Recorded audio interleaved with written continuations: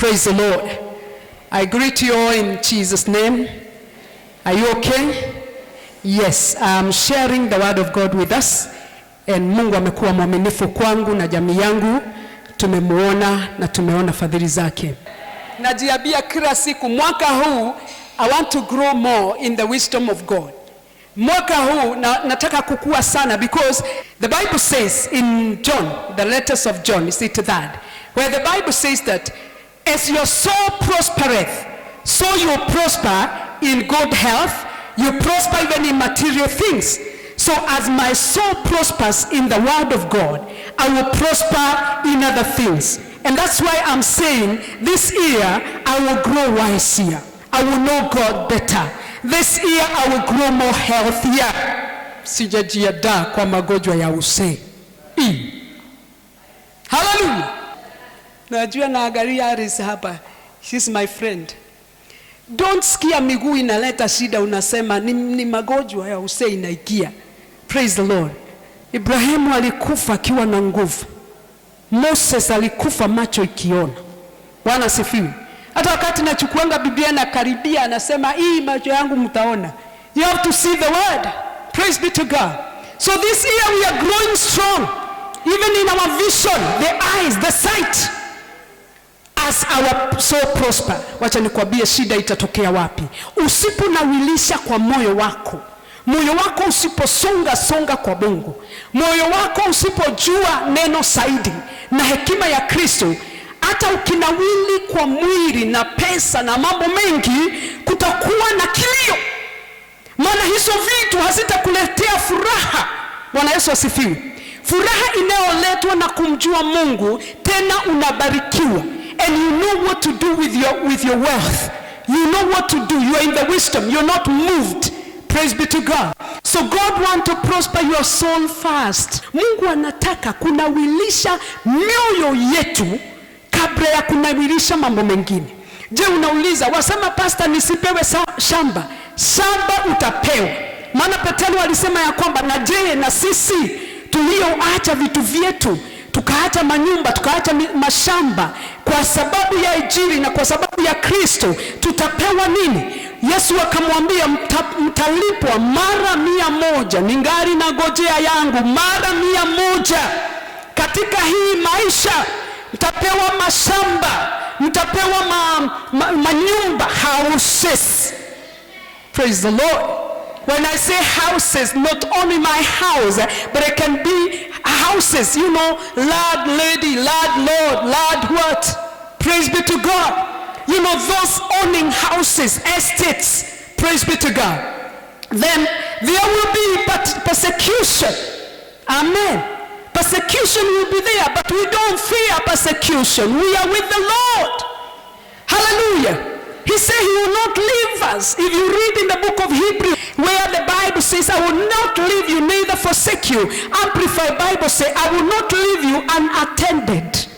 Sitakuacha kama sija kushughulikia. Praise be to God. Atatushughulikia. So I'm putting this point. This is the year to grow wiser. Sio kukua na, you know, I like giving examples.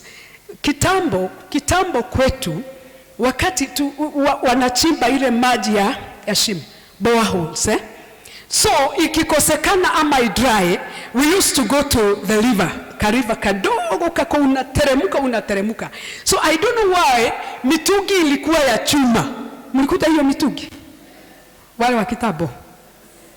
Mimi sio wa kitabu sana. Bwana asifiwe sana. Mlikuta ile mitungi John? Ujoyo? Mitungi ni chuma. Wacha hii plastic. Mitungi ilikuwa ya chuma.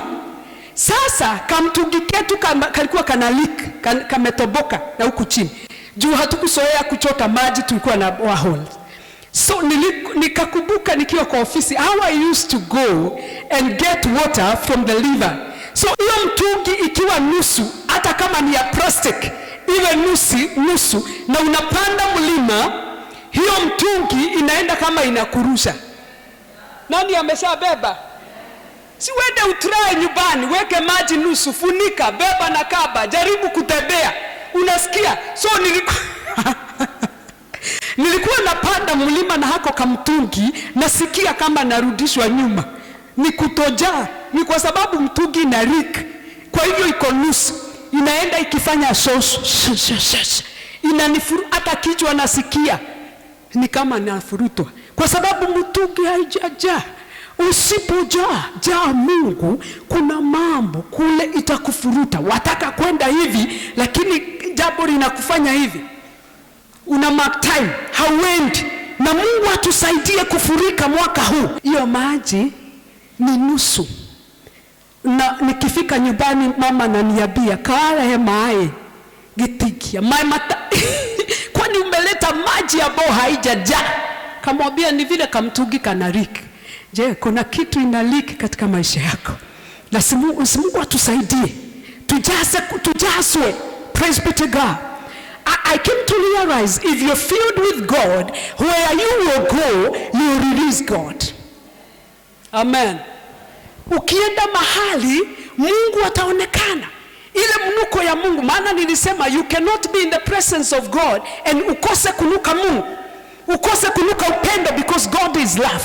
Ukose kunuka kuendea watu ambao hawajaokoka. You know, thirsting of souls. Thirsting like God. Mungu, I wish you can save the whole Dagoretti. Thirsting for the fire of God. If you're filled with God, you move God wherever you go. Praise be to God. I had not a testimony, it's really a bad thing, of another, she's a mother-in-law. Let me preach so that you can get, I like to preach na mifano. This mother-in-law is a witch. She's a witch. So one of the sons, the wife died and she went there. No, she carried those spirits and she carried the devil. Because if you don't have God, umekari nani. So she carried the devil. And her intention, badala ya kwenda kuwaboreza, nataka kukuonyesha ya kwamba ukiwa umejaa na Mungu, popote ulipo, you are sober. Peter said, "Be sober and vigilant, because your enemy the devil is roaring like a lion." Praise be to God. And this is a lifestyle. Hii ni maisha ya mtu. Hii sio ati ni kitu itakujia kwa ghafla. It's a practice, it's an exercise that you need to do.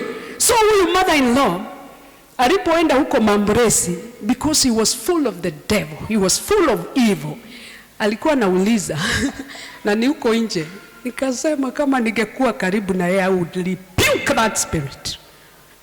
Sikini wacha kubeberesa. So anauliza, nimeona huko kutakuwa na ng'ombe. You know, haja yake, mnaona hapa kama kuna ng'ombe, kuna buzi, kuna nguruwe. Haja yake alikuwa aende huko kwa sisi, afanye yale atafanya paka ng'ombe siangamie. Full of the devil. Na siyo roho ikemewe. Can you imagine? Badala ya kuomboleza na wengine, the power that is in her inamwambia fanya kitendo ingine, haribu tena. And even if they are vijana ama young people wakijawa na evil or waingie kwa hizo mambo ya kishetani, popote wanaenda wanataka kutenda maovu. Na kwa nini watu wa Mungu tunapoenda pahali, we want to be normal, we want to look good to people. Hatutaki kukwasa mtu. You don't want to say something that itakwasa mtu, and that's the lukewarm spirit ambayo imefanya kanisa ifinyiriwe. May the Lord help us, because we carry God, we move in the fullness of God. Amen. Praise the Lord. Thank you, because you're giving me this scripture. Let me read, though it's not in my note. Be sober, this is what Peter said, and vigilant, because your adversary, the devil, he never go for a holiday. Kwani huyu mtu harari, huyu shetani. The adversary, the devil, walks about like a roaring lion, seeking whom he may devour. He will not see us this year. We are growing strong in the Lord. Our inner man will be empowered in mighty with the Holy Ghost. Praise be to God. So be sober where you went. You're not a kawaida person. Look at you. Praise be to God. Sio uso. Waweza kuwa huna mwili. Praise be to God. But the inner man, mtu wa ndani yuko na nguvu. Kwa hivyo popote unaenda, mpeleke Mungu. Bwana Yesu asifiwe. Kuna andiko nitakusomea hapa ambao linasema ya kwamba masengenyo ikipungua watu hurudiana ama kuna kuwa na amani. Hiyo ni maandiko. I may not learn before myself. Give me the Ephesians chapter 3 and verse 19. We will read this scripture. Paka ingie. I want to read 8 first. I want to read verse 8. Nataka kusoma mstari wa 8. Hii ni 8. All right. The Bible says, although I am less than the least of all God's people, this grace was given to me to preach to the Gentiles the unsearchable riches of Christ. Give me 9. And to make plain to everyone the administration of the mystery which for ages and past was kept hidden in God. Praise the Lord. Who created all things. Paulo anasema ya kwamba mimi nilipokea hii neema, nilikuja mwisho palikuweko wanafunzi wa Kristo, palikuweko mitume ambao walitembea na Kristo na wakamuona na wakamjua na wakaona akitenda miujiza. Na mimi Paulo anasema nikaokoka. I was less. Nilikuwa nyuma yao. Na hata Paulo alipookoka wengine hawakumkubali kwa sababu ya matendo yake ya hapo beleni. Lakini akasema neema ikapeanwa kwangu ili niweze kuwajulisha. Thank God for Paul. Thank God for the revelation that he got from the Lord. Niweze kujulisha the mysteries. Hiyo ni kusema ya kwamba siri za Mungu. And the kingdom of God is not a mystery to us. Do you get that? Hatuko kwa giza, tunajua ufalme. Niweze kuwajulisha the siri za Mungu ambazo zilikuweko tangu mwanzo na zilikuwa zimefichwa ndani ya Mungu. My goodness. Eti niwajulishe yale nimefunuliwa. Ilikuwa siri. If you read Psalms 25, I can't remember the first. The Bible says that the secrets of the Lord are with those who fear him. Bwana asifiwe. Ya kwamba siri za Mungu. Can you imagine if a man can have a secret? Yani mtu anaweza kuwa na siri. Na asema ya kwamba kama wale wa baba wanaseeka, wanaambia watoto wake the firstborn siri ambazo wako nazo, kama wako na kashaba mahali anamwambia. So siri za Mungu. Siko na wale wanaomuogopa. Bwana Yesu asifiwe. Nataka kukuleta mpaka pale Paulo alinena juu ya fullness. It is not something little. It is God himself. Kasema ya kwamba ili niwajulishe kile kilikuweko katika mawazo ya Mungu tangu mwanzo. Na hii mambo ilikuwa imefichika ndani ya Mungu. And the God who created all things. But these things has been revealed unto us. Continue. Hii mambo imefunuliwa kwetu. I love the word of God. Praise the Lord. Amen. And I love God. Go to the next verse. His intent, this is New International Version. His intent, mawazo yake, was that now, through the church, the manifold wisdom of God. I go rito by rito ndio uweze kuelewa. The manifold wisdom, inasemanga interpretation of the word manifold is to say the diverse wisdom of God. Praise be to God. Yani hiyo ni kusema kwa Kiswahili, hekima ya Mungu sio jambo moja. Hekima ya Mungu ina upana, it can work in diverse ways, in different ways. So Paulo akasema kwamba nalifunuliwa hii mambo na Mungu ili niweze kuwajulisha the manifold wisdom of God. Ili niwajulishe the wisdom that have diversity, the wisdom that can go in many sides. I mean, the wisdom that God can give you in business. Praise be to God. And this is why the Bible says, it is the same Paul in Hebrews, that this is a better covenant. It is a better covenant. Praise be to God. I don't deny that the Old Testament, the New was hidden in the Old. Praise be to God. And it is now revealed to us. I wish we can get what Paul was given by God. It's a revelation. And that's why every time Paul alikuwa naomba, hakuomba mambo mengi, hakuombea kanisa mambo mengi. Aliomba ya kwamba na waweze kujua hekima iliyofichwa ndani ya Kristo, na waweze kujua, waweze kuwa na ufunuo, wayashike yale mambo ambayo Mungu ilikuwa imefichikwa ndani ya Mungu. God had not released those things. Hakuwa amerelease kitu, ilikuwa imefichwa ufunuo ya kujua Mungu ni nani. Paulo naomba macho yenu itiwe nuru. Naomba nitiwe nuru niweze kuyajua. Akasema the manifold wisdom should be made known to the rulers and the authorities in heaven, in the heavenly realms. Okay, continue.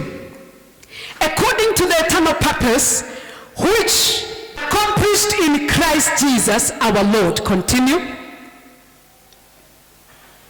In him and through faith in him we may approach God with the freedom and confidence. Peace. This is international fashion. The Bible says in King James, give me in King James, that we may have a bold access to an ushujaa, in whom we have the boldness and access with the confidence through faith in him. Praise the Lord. So if you get the revelation of who you were in God, Bwana asifiwe. Rudi chini kidogo. Ujijue wewe ni nani kwa Kristo, na Kristo ni nani katika maisha yako. Bwana asifiwe sana. To know who is Christ and who you were in God, not in your family. If you see yourself in Kamau's family, you see defeat. Ogero rana baresianu na ukohoto. Praise be to God. Ukijiangalia na venye watu wanakuona, wanasema wewe ni nani, tashiba.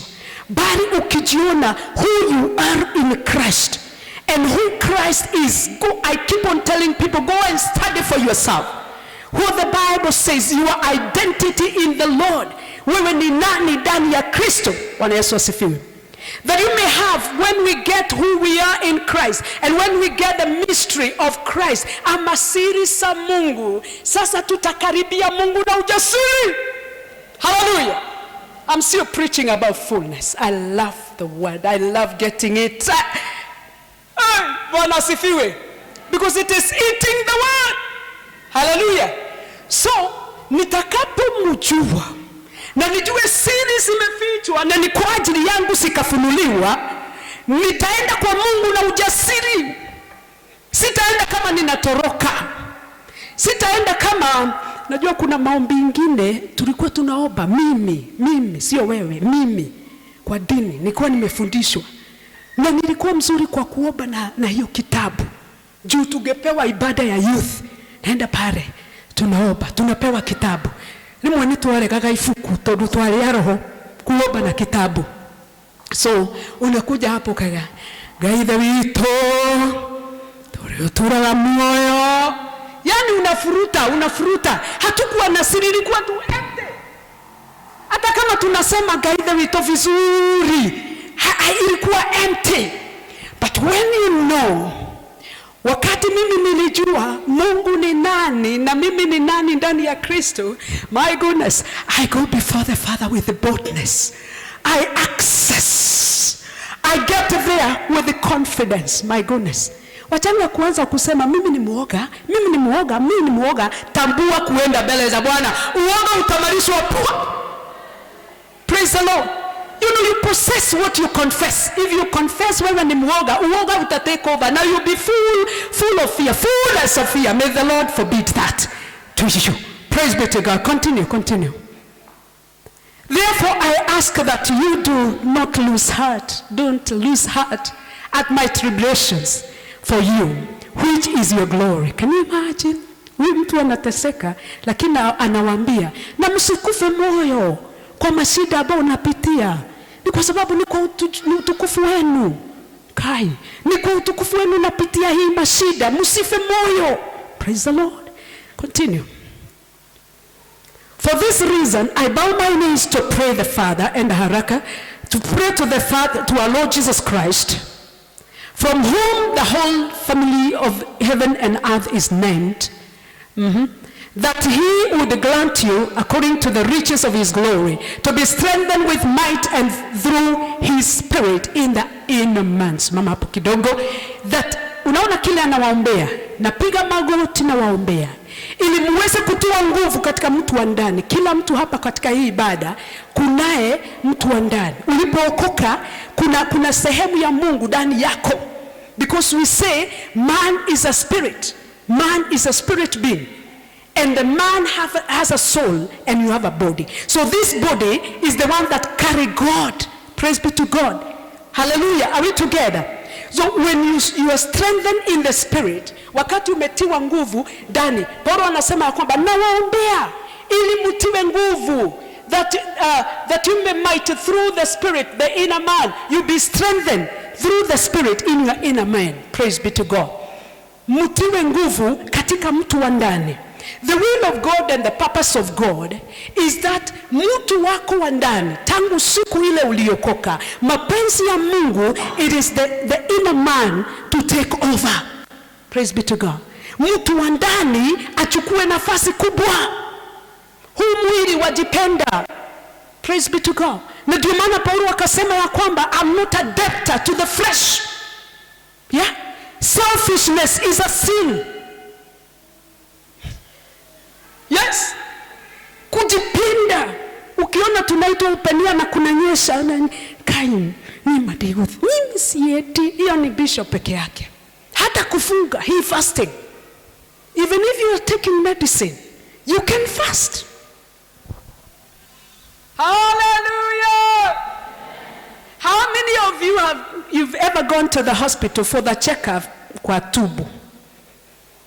Tubu hasa. Wanaambianga mtu usikure kitu. Muna shida kwa rhyme. Muna shida kwa rhyme. I took my daughter one day and she was there. Anaambiwa kunywa maji, kunywa maji, kunywa maji. Na kunywa. Niyo tuingie. Nilikuwa nimemtoa shule akiwa na shida. I think ni kwa sababu ya shule na alikuwa amekula ameharibikiwa, so nampeleka. Daktari alisema wacha achekiwe. Anakunywa maji akejera. Mam, sitafumilia. Then kuingia kwa daktari, maji hana kwa tubu, rudini tena. Namwambia tafadhali kunywa tu, fumilia. Watu huchekiwa na wanaambiwa usikure kitu na hawakuli. But when it comes to fasting, digihata. Ngokua. As a lady, when we were praying for 28 days, she came to the office like 3 times. Bishop, wewe 28. Alisema 28. Kaini nitakufa. Hukukufa utakufa. And do you know that lady prayed for 28 days? Na akamaliza. Alipomaliza alikuja kwangu akaniambia, "Gai, nimejua Mungu ni Mungu. Najua ni sisi tunakataaga kufunga. Kumbe mtu anaweza funga."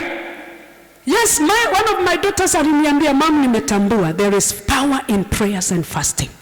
So you are there. You've not prayed even for one day. How will your inner man be strengthened with might? Even if you're taking medicine, can you have your program? Praise be to God. Can you say, let me miss the lunch? Even if you, akimaigaga, mimi nafanya kazi ya koroga. Siwezi funga. Kuna neema. Hata si unaweza funga asubuhi ama jioni. Mishasikia watu wasemaga nasifanya kazi ya koroga na lazima tukure. Fika machapo 3 pamoja just sababu ni koroga. Ni koroga lakini wewe umeitwa na Mungu. Praise be to God. Wajuaje kama ukifunga Mungu atatukua kutoa kwa koroga akupatie duka? Usimamange pale sasa hautakuwa ukinua masimenti. So usichukue cement, mambo hubadilika. Na tunapoomba naona mambo ikibadilika. Naona mambo ikibadilika.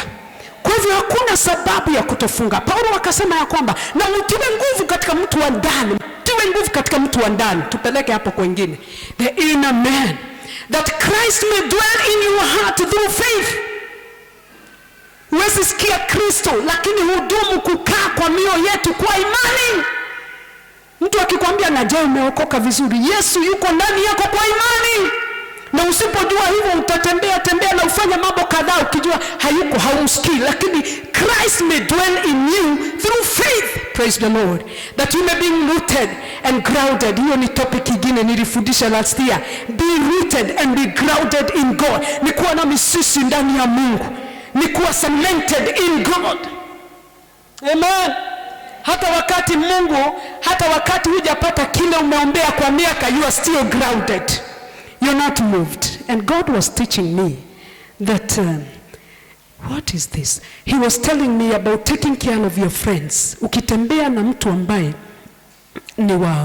tuseme ni wa masengenyo, or somebody who speak against pastors, or somebody who speak against the leadership every time he tells you, hey, so and so is not good. My goodness, uko yuru ni roho sio, iyo roho inajanga mtu kabisa.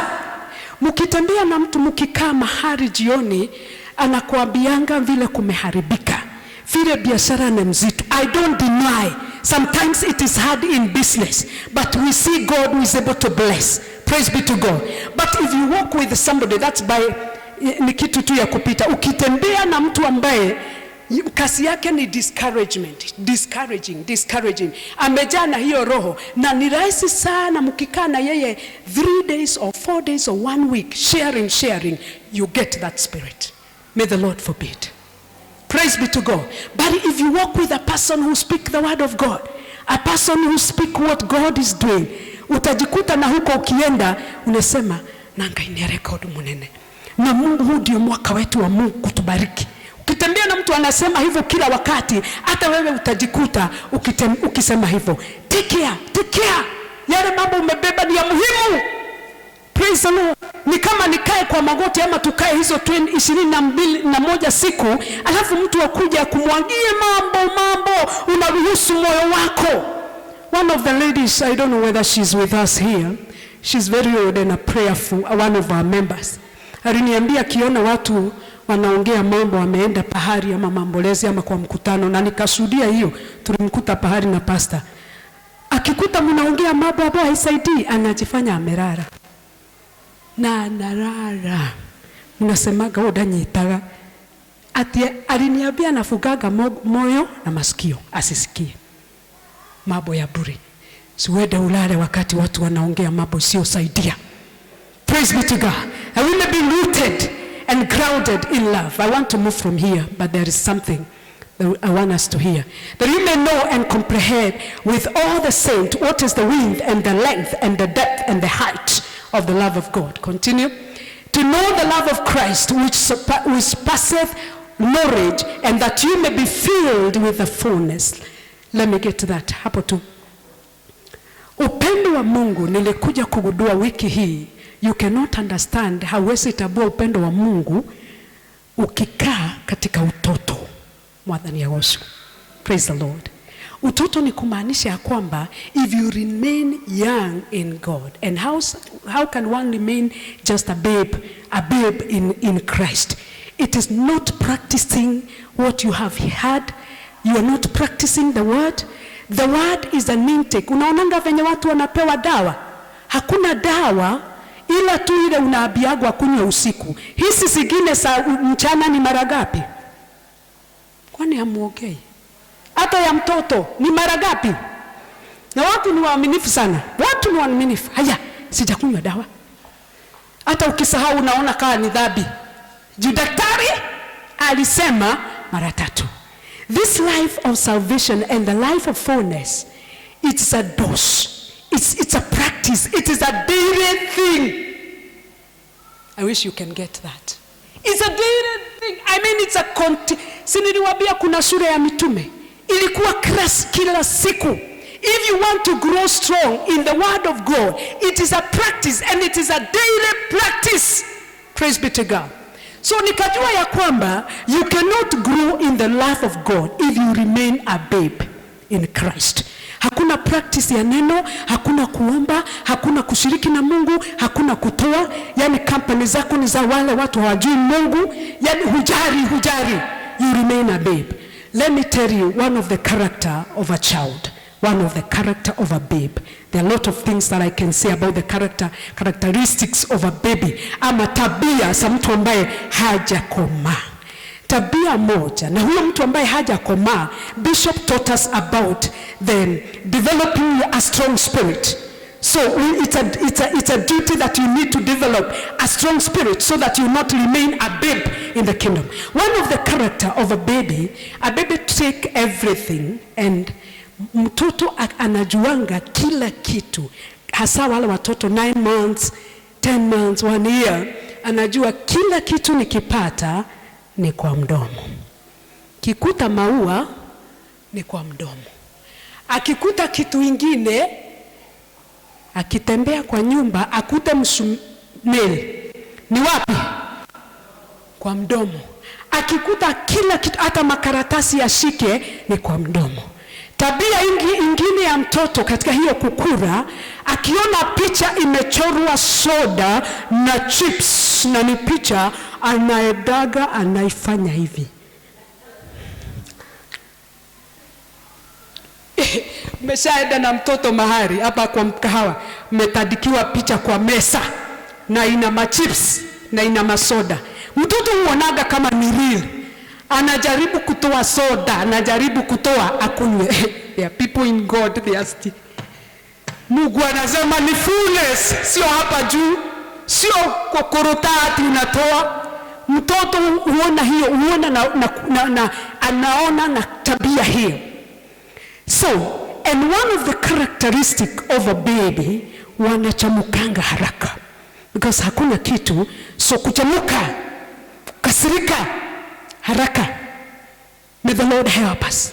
So, with the love of God, you cannot understand the love of God. Let me tell you, let me bring it through. As you practice this, as you practice the word of God, unaelewa sana upendo wa Mungu. Unauona waziwazi. And I was reminding Pastor, she got me in the office and I was studying the word. Nikamkumbusha, wale wamesaliwa nyuma yangu, I thank God my sister is here. I'm the second born in the family and we are 8. So I have seen them, nimewabeba, nimewaosha, wengine wamekaa hivi ni wakubwa. So, baba yangu agetoka kazi, akute katoto. Anakachekesha. So si mtoto anafanya hivi. Baba yangu anafanya tena. Anamchekesha. Mtoto anashangilia, haelewi. Lakini mtoto anapokomaa, anaelewa. Nikamwambia mfano wa wasichana ambao nilikuta December as I was preaching outside kanisa ingine ya Restoration huko. Msichana alikuwa amegraduate. Baba ameelimisha wasichana wake 4 kwa kupanda sukuma na kuuza marikiti, na mama wanapanda, mama akiwa kwa soko, baba ako kwa shamba. Baba akiwa soko, mama ako kwa shamba.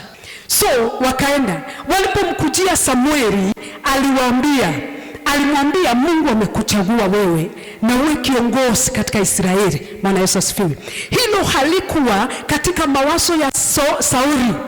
Let me tell you, Saul was the handsome man that you'd ever seen in those days. Handsome. Inaelezwa urefu wake. Na men, what do we call it? Nikisema ulembo, wadada ndio wanasema walembo.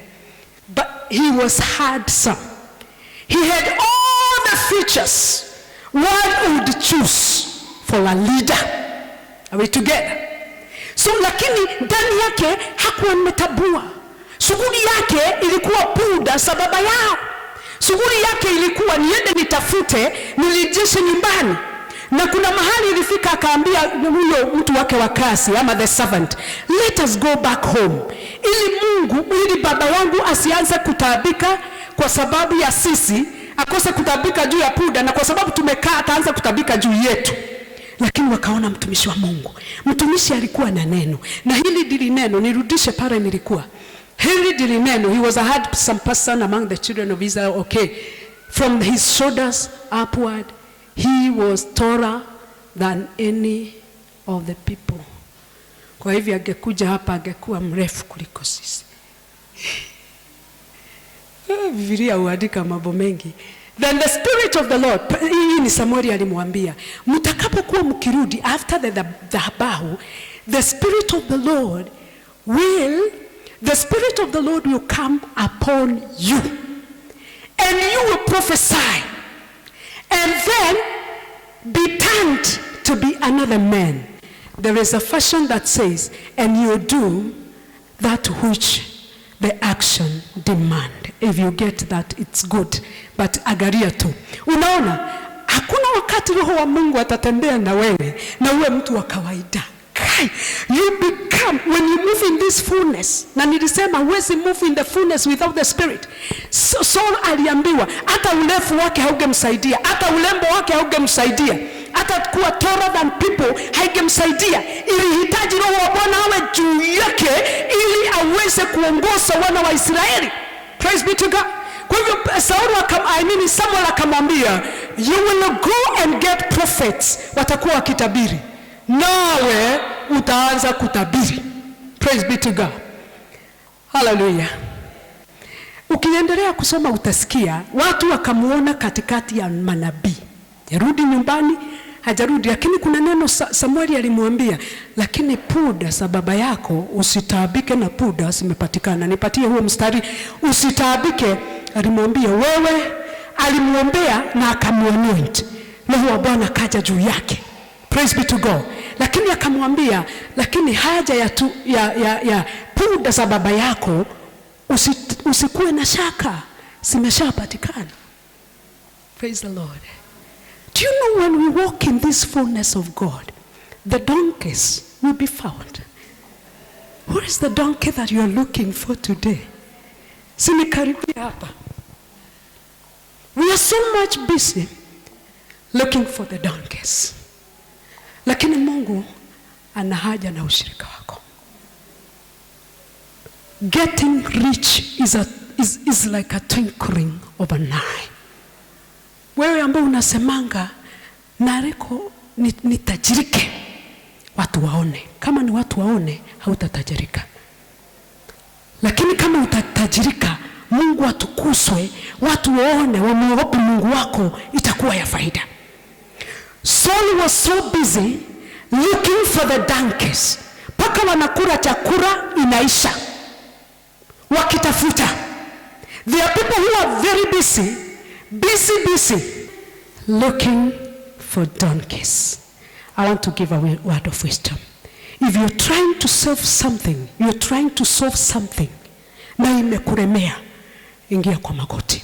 Wacha iweke kado. Bwana Yesu asifiwe. Hallelujah. Nasema hivyo, if you're trying kumung'ana, where there is strife, God is not there. But even if there is strife in your family, go to God.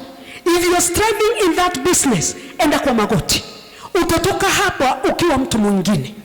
Sauli akaambiwa ya kwamba haja yako najua ni donkeys. Usijari, simerejeshwa, siko sawa. Lakini wewe, Mungu ana haja na wewe. There is another more and deeper assignment for God in your life more than you think. Praise be to God. It is above your family. We say we cannot serve without our families, and it is key. God is God of the families. But it is above what you think. It is above what you discuss. It is above what people think about you. Because the Bible says when people saw Saul prophesying, they said, how come that Saul, the son of Kish, is together with a prophet prophesying?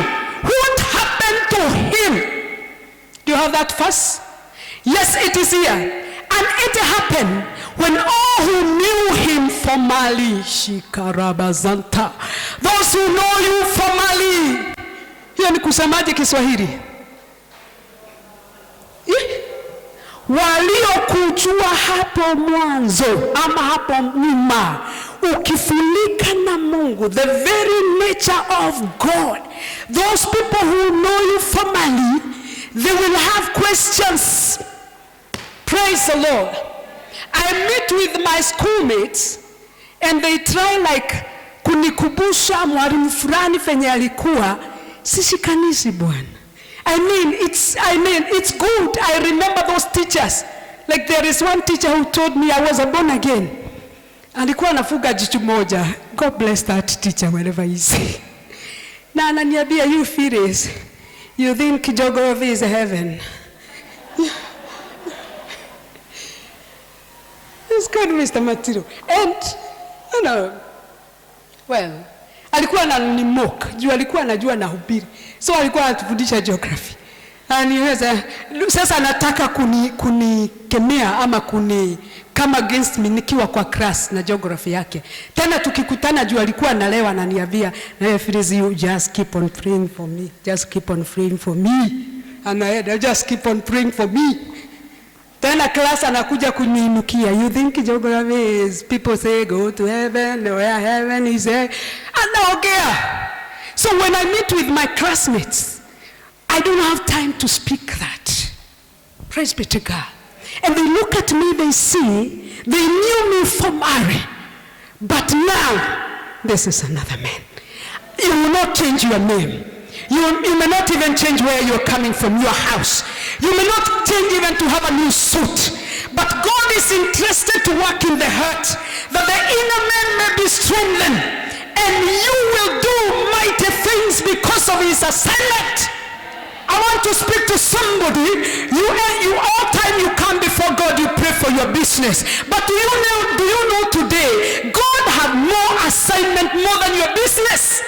And he will take care of your business. Praise be to God. Nasema kitu. Kuna mtu tu akipiga magoti, gairirikana biashara yako dako. Hoya. Yes, God will take care of your business. But there is more in God. They said, ikawaje, hii ni Kiswahili, ikawa wote nisaidie kusoma. Someni kwa nguvu. Ikawa wote waliomjua samani, walinijua samani, wamekujua samani. Mumesoma aje na nyinyi?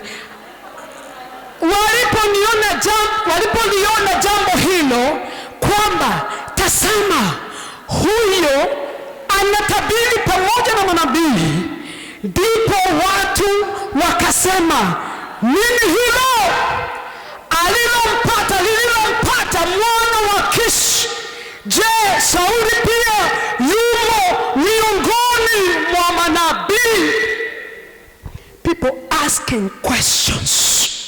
You know, people think that it's only the devil who can be blessing people. Watu wajenge nyumba za mawe. Hana kitu. Hii dunia ni ya Mungu wetu. They think ati urigia kwa shetani. I don't want to hear that. I know God is a blesser. Watu waliuliza, je, alikuwa ameenda kutafuta puda, lakini anaporudi kiamwingira, nini imemwingia mwana wa Kishi? Maana sasa yuko miongoni mwa manabii. Na sio kuwa miongoni, sio kuwa tu miongoni, ni kuwa ndani katikati pamoja na manabii na kutabiri. Nataka kusema kuna sehemu yako katika mwili wa Kristo.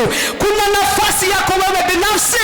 Yaweza kuwa haujulikani makarazata. Yaweza kuwa haujatenda. Ndio wekage kokia hinya. Hallelujah. Haujawahi ombea mtu akaokoka. Haujainena na Mungu na mtu juu ya Mungu. Mwaka huu ni mwaka wako. Utaleta watu katika ufalme. Jiamini. This is the year of fullness. And when we talk about fullness, you feed on the word, you feed. Paka ile inaonekana. Wakasema, kwani hakuwa maokoka? Dakuhageredia na feed. Unaona hata kuenda kwa kutafuta Samueli ilikuwa kazi. Lakini sasa yuko miongoni. Na sio tu miongoni, hata yeye anatabiri. Hivyo ndivyo ninasema katika hii fullness. It is exercise. I will get to that. I have many points na yote itakuja venye Roho Mtakatifu anataka. Sio lazima nifuatanishe point ili uchukue. Kile unapata kwa ufunuo ndio muhimu. Praise be to God. That which you grasp in revelation, that can change you. Bwana Yesu asifiwe. How many of us need the power of God? And God is not telling us not to do business. He will take care of the bankers. He will take care of our children. And that does not mean that we will be careless of what we are doing. Na hiyo sio kumaanisha uende kazi ukiwa umechelewa, maana Mungu anashughulika. Hapana. Ni kuenda ukiwa umejaa Mungu. Ni kuenda ukiwa na mahusia ya Mungu. Kumbe Mungu ana mahusia mema. Last year wakati wa COVID, nasemaga wakati wa COVID, Mungu alinenea mtumishi wake askofu akamwambia, I have a good plan for you. Wakati makanisa ilifungwa, I have a good plan for you. Mimi niliomba hiyo plan ya Mungu. Nikaambia Mungu, let that plan of you be fulfilled in our family. And let me tell you, God provided abundantly. Flow. Because he had a good plan for us. Hallelujah. When you walk in the fullness of God, you become another man. And people will ask, is this my classmate? Hallelujah. Paka mzazi wako anauliza, oh no, mwana wako, huyu ni mtoto wangu. Lazima akuwe na Mungu. In the evening nitaongea juu ya Elisha. How even the sons of the prophet said, is that Elisha? Praise the Lord. Because he received the double portion. And I said as I was starting, we are living in the better days. Not even the better, they cannot be compared with what Saul got from the prophets. We are living in the better days where the Spirit will flow in us. Where the Spirit will flow, the living. When Jesus said, atakaye niamini, ndani yake kutatoka chemi, the rivers of the living water. Praise be to God. Ukisoma hapo chini inasema kwamba na Yesu alikuwa ananena juu ya Roho Mtakatifu ambaye atakuja juu ya watu awafanye kutenda makuu. Praise be to God. Lazima kuonekane jambo tofauti katika maisha yetu. In this fullness, I will get it. I will get the fullness. The Bible says that Saul prophesied, and when he went home, he was another man. He became a reader. God alikuwa amemchagua. Though at the end alifanya mambo isiyompendeza Mungu, tangu mwanzo Mungu alikuwa na mpango mwema na maisha yake. Nataka kusema nini? In this fullness we are saying, it is a matter of exercising. Praise be to God. I think I will wind up with that one. And God is good. Hallelujah. Those who are writing, I have not followed my note well, but don't worry, all is good. Praise be to God. In this fullness, God wants us to grow in the knowledge and revelation. I will teach all this point if God allows me. God, in the fullness, you have to grow in the knowledge and the revelation. Then we have to grow, I've written this way, growing in the fullness of God, in revelation and in knowledge. The fullness of wisdom, the fullness of wisdom. That is number 2. The fullness of righteousness, that umefurika, you have immersed your life in righteousness. The fullness in prosperity, the fullness in prosperity. I've said this year we are growing wealthier. We will own houses, businesses, good things from our God. Now in this year, we will grow in the fullness in his fruits, fruitiveness, a life of fruitiveness. Hii mwaka katika uwepo wa Bwana lazima tuletee Mungu mazao, because we are connected to the flow. Are you writing down? Get what even I'm saying. The true vine is together, is connected to us. That is Jesus Christ. And the Father is the vine dresser. So we must be fruitful. In this fullness we'll be fruitful. Amen. Then we'll grow in the fullness of his power. Fullness of his power. And then fullness of his anointing. Kama nimeenda haraka niambie. Fullness of his anointing. Then we'll grow in the fullness of faith. In all those levels, we got to grow. Because we said on Sunday, it is the liver, thank you praise and worship team for flowing together with us and the word of God. That the maji ilimfika Ezekieli katika kisigino na kwa magoti na kwa waist.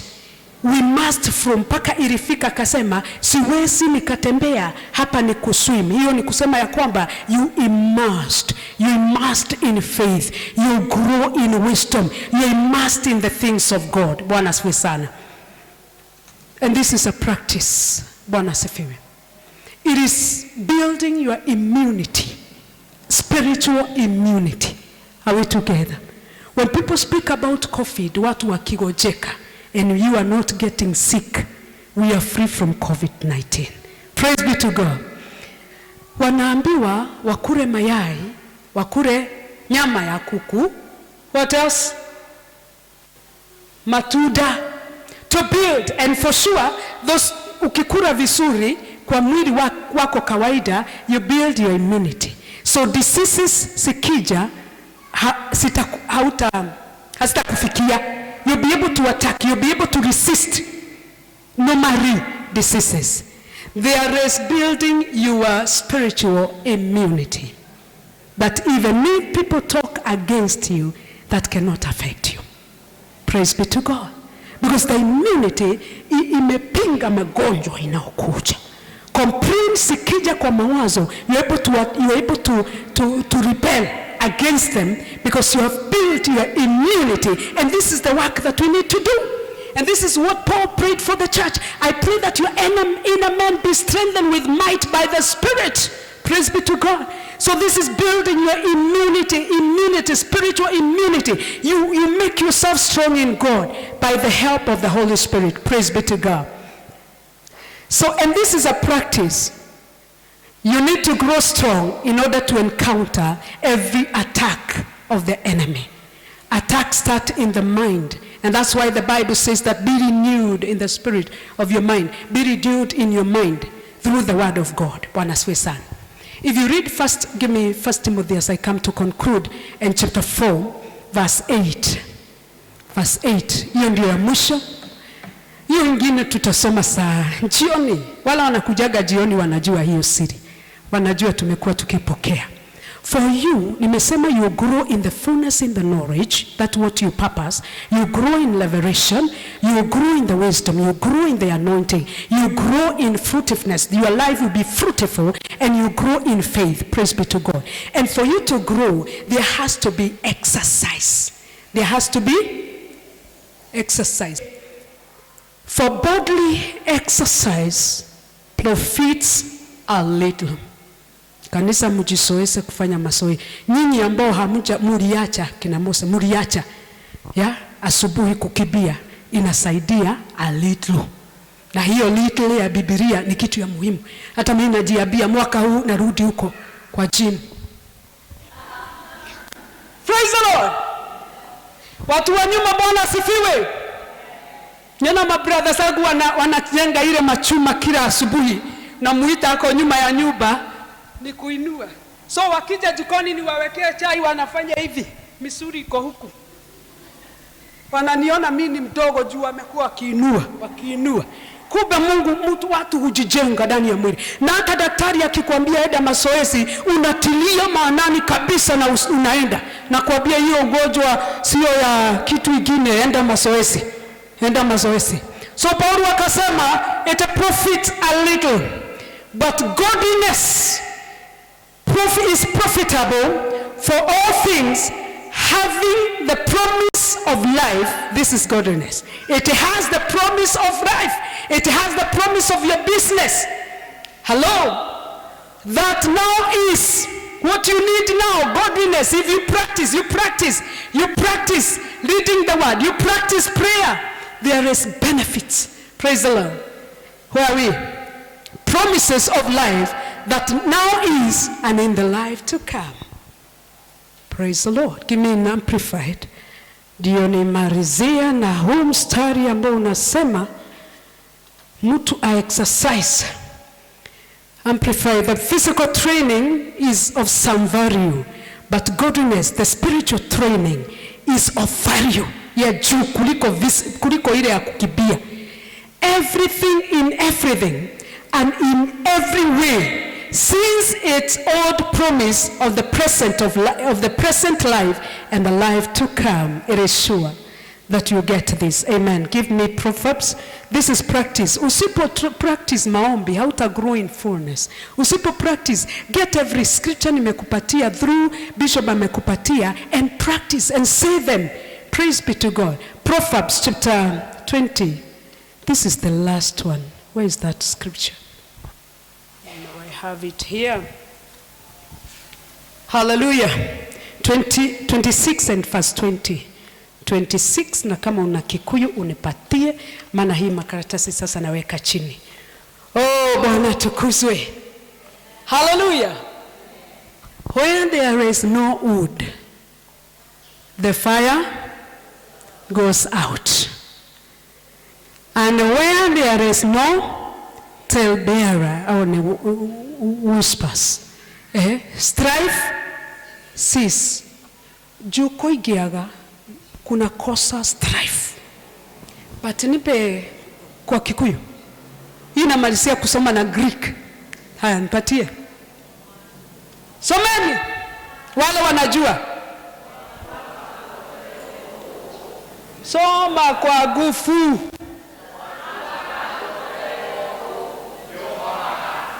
Mwaki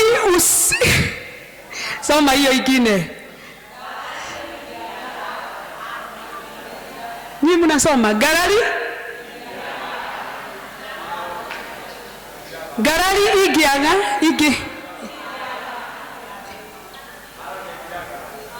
Oh good. Hii Greek ni gumu. Garari igiaga haroneka wate. Ona kanithaini. If we sit down to do something and we are one spirit, we move ahead. Kini kukiga na garari watu munadire. So mwaki ohoraga nekuaga kuogererwa go moto iliyo ndani yako ya Kristo husumia kwa sababu hakuna exercise. Praise be to God. Exercise means hii neno tumesoma, hii fullness tunasoma. Unaisoma paka inakuwa manifested in you. Praise be to God. And you become another man. You become like Saul, king, son of Kish.